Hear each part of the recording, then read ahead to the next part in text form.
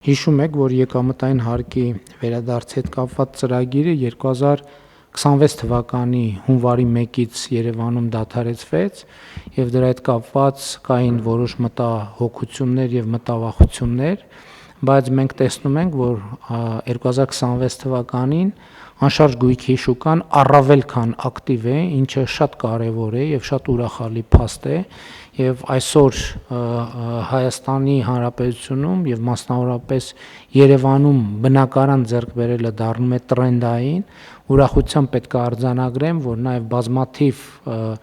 օտար երկրյա քաղաքացիներ, հիմնական մասը իհարկե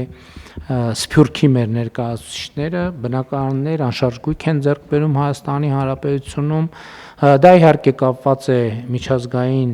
տրենդների հետ, բայց նաև կապված է նրանից, որ Հայաստանի գրավիտացիոն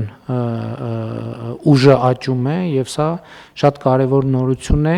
եւ պարոն Թովմասյան, մենք պետք է նաեւ ոլորտում կարողանանք կատարենք այնպիսի բարեփոխումներ, որ այս դինամիկան ոչ միայն չվնասենք, այլև ընդհակառակը ավելի ակտիվացնենք, պարոն Գրիգորյան, մասնավորապես թվայնացման ոլորտում էլ մենք այդտեղ անելիքներ ունենք, որպեսզի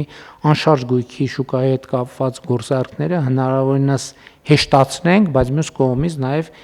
այդ գործարքների վստահելիության մակարդակը չնվազեցնենք, այլ ընդհակառակը ավելի բարձրացնենք։